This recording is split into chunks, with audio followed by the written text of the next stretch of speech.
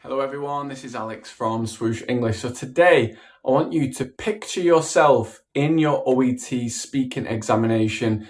As you all know, it's the last exam that you have of the 4 sections, okay? And usually done in the afternoon, and you're sat there and you're looking at your OET role play card that you've been provided. Remember, you get 2 role plays that you have to complete. And say, for example, you're a doctor and you've got 5 bullet points on that role play card, and perhaps you may have taken this exam already and you may be able to picture this very well because it's in a recent memory, and you're looking at that role play card, and as you're going through, as you're asking the questions to the interlocutor, playing the role of the patient, you're going through and you think, oh no, the way that the conversation is flowing, I don't think it will be natural to go through every single bullet point from the first one to the second to the third to the fourth to the fifth.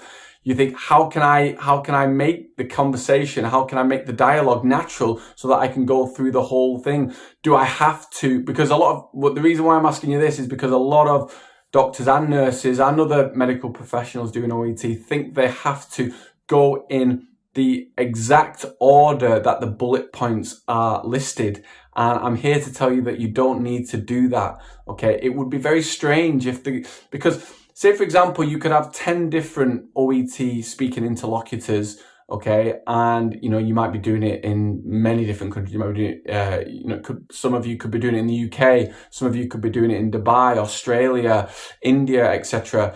You could have 10 different interlocutors and they could give you 10 different answers, and you could be asking the exact same question to all 10 of them. The conversation can go down different channels, different avenues.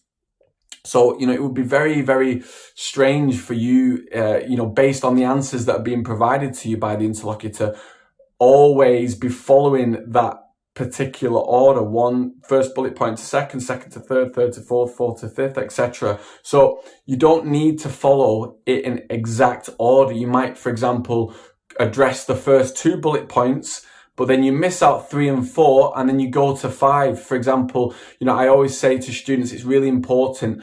Well, right at the beginning of each bullet point, they're basically telling you what you need to do, okay? So it might be something like find out about the patient's symptoms, advise, reassure, recommend, okay? They're giving you those verbs at the beginning, those doing words, going back to learning English at school, those doing words of what you actually need to do as part of this examination. So, definitely underline those as well. And if you feel that as you're going through and you're looking at the role play card as the interlocutor is giving you the answers, if you feel like you need to skip one, well, then that's absolutely fine. Just go back to it later on.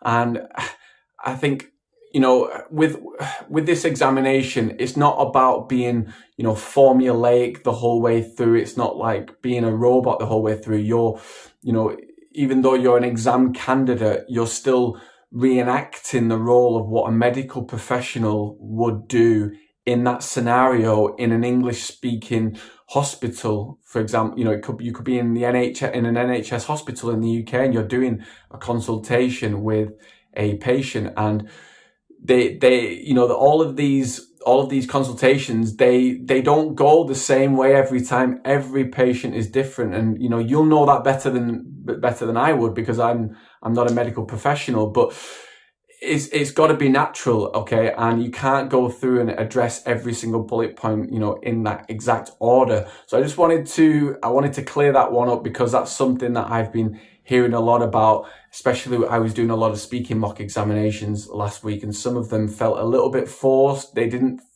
feel 100% natural. So that's my quick tip for you today, is you don't need to follow the bullet points in that exact order, okay?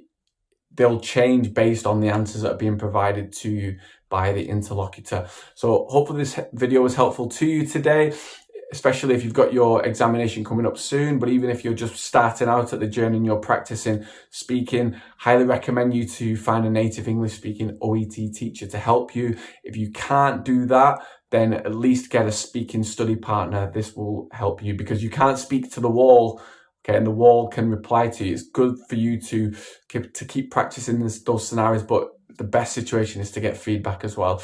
So if you've got any questions on today's video, make sure you put them in the message box below.